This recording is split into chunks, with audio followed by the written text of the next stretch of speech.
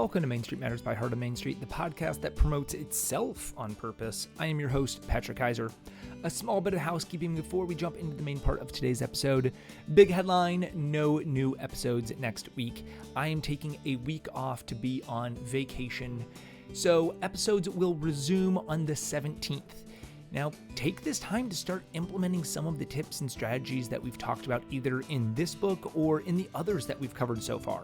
Because if you're like me, you take in some new learning, you get really excited about its possibilities, and then stuff happens and you kind of forget about it, or it goes in the back burner and you just end up not doing it or finding the time for it. So next week, go back and listen to an episode that really stood out to you and then start to act on it. You've spent the time planning, now get to work. We are in episode 8 of our series inspired by Thomas Nagel's The Strategy and Tactics of Pricing. In our latest episode, we talked about communicating value with confidence, how to express your worth clearly through your story, your space, and your service. Today, we're turning to a topic that every retailer wrestles with: discounts. Because let's be honest, promotions can be powerful. They drive traffic, they clear inventory, and they create excitement. But they can also train customers to wait for sales, and that erodes margins and it weakens your brand. So how do you run promotions that actually help your business without hurting your reputation or your bottom line? As Nagel reminds us, discounts should reinforce value, not replace it.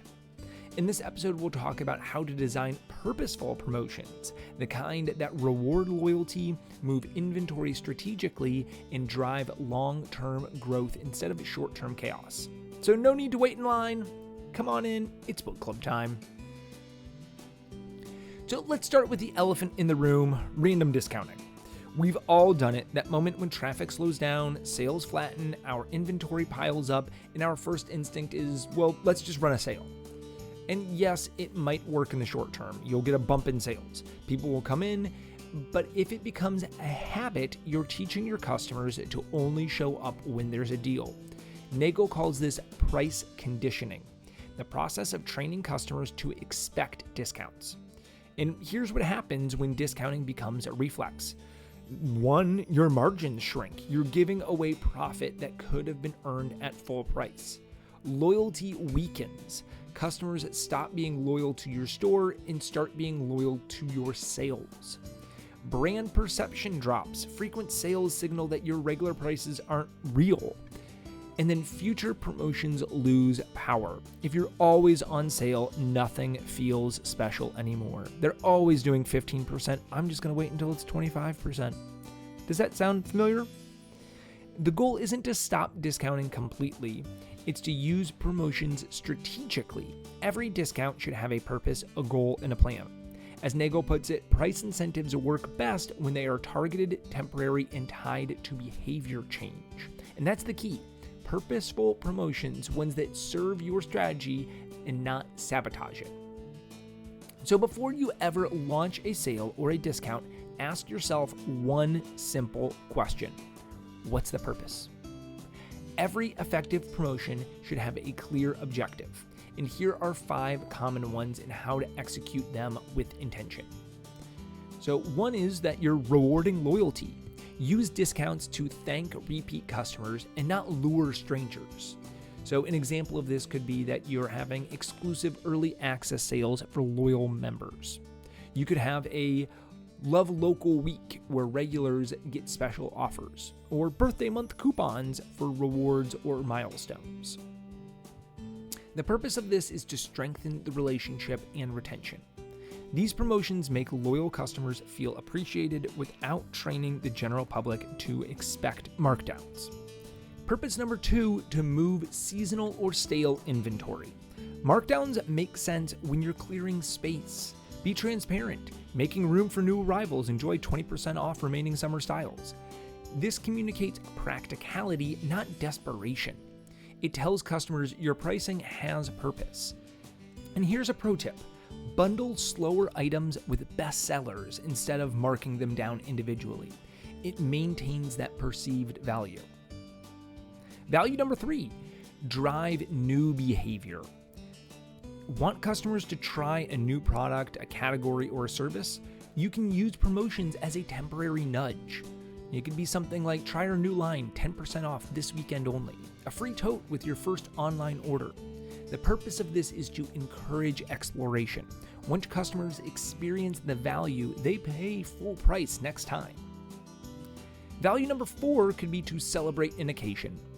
Community moments, store anniversaries, holidays, or local events are perfect reasons to offer a deal with context. So something like, thank you Main Street for 5 amazing years. Enjoy 15% off this weekend as our gift to you. That kind of promotion feels like gratitude and again, not desperation that you can't move these products. Value number 5 is to create urgency occasionally. A well-timed flash sale can create excitement as long as it's rare. One day only, customer appreciation event. But if you do it every single weekend, customers stop believing that it's special. Nagel warns that temporary price incentives lose their power when they become predictable. When every promotion has a purpose, whether to reward, refresh, or celebrate, it builds trust instead of eroding it. So once you know your purpose, the next step is to design your promotion so it drives value, not damage. Here are 7 principles to guide you. Principle number 1, protect your best products. Never discount what defines your brand. Keep core or high value items at full price and promote complementary products instead. So an example of this, don't mark down your best-selling jewelry line, offer 10% off accessories or maybe the gift wrap. Principle number 2, add, don't subtract. Instead of taking money off, add perceived value. Free gift wrap with purchase, complimentary wrapping, spend $50, get a bonus candle. This keeps your price integrity intact while giving customers a sense of reward. Principle number 3, set clear start and end dates. Scarcity increases motivation, and Sunday feels real. Limited time is vague. Deadlines drive action and reinforce that your prices aren't permanently flexible. Principle number 4, limit the frequency. Make promotions rare enough that they matter. Plan them around key dates or seasons, not every single month. As Nagel says, promotions should punctuate your strategy, not define it. Principle number 5, target, don't blanket. Reward specific behaviors instead of cutting prices for everyone. Send loyalty discounts via email, offer event-only pricing, create local partnerships. If you show your library card, you get 10% off books in store this week. Targeting rewards strengthens relationships and protects margins. Principle number 6, communicate the why. Explain the reason behind the promotion. Customers appreciate transparency. Something simple like we're celebrating 10 years in business, or we ordered too many candles, help clear the shelf. Honesty creates connection and makes discounts feel thoughtful. And finally, principle number 7, after each promotion, ask, did it achieve the purpose? You need to measure your results. Did it bring in new customers? Did it move inventory? And did it boost loyalty? If not, then you need to adjust for next time. Random promotions are going to be a waste of money. Strategic ones teach you things. But even with the best intentions, it's easy to slip back into discount habits. So here's how to avoid that. Step number 1, create a yearly promotion calendar. Plan out your offers around key goals. Get it on the calendar early. Holidays, slow season, community events, so that you can be proactive about this and not reactive. Set yourself some guardrails. Decide the minimum margin you're willing to accept before discounting, and then stick to it. Track your long-term effects as well. Measure not just sales during promotion, but what happens afterward. Did new customers return? Did traffic hold steady? All of these things give you metrics that you can judge the success of the promotion off of. Reward the behavior, not bargaining. Never let customers negotiate discounts. That erodes trust. Instead, reward engagement like referrals, loyalty, or community participation. And then remember your story. Discounts should never speak louder than your mission. If your business stands for craftsmanship, local pride, or sustainability, make sure your promotions echo that. Nagel says when discounts replace differentiation, the value disappears. So here's how to apply it this week, or maybe even next week, so that you can start running purposeful promotions in your store. First, define your promotion goals. Write down the why behind any discount that you're planning. If you can't name a purpose behind it, don't run it. And just to get rid of stuff is not a purpose. Design a value add offer. Instead of lowering your prices, add something meaningful like a free gift, a community tie-in, or some exclusive access to the promotion. And then review your promotion calendar. Look at the next 3 months. Can you align your offers with local events or store milestones? Plan them down now and communicate this early. Purposeful promotion creates excitement and respect. They build momentum without burning your margin. And they remind customers that your value runs deeper than just that sale sign. So that is it for episode 8 of our series on the strategy and tactics of pricing.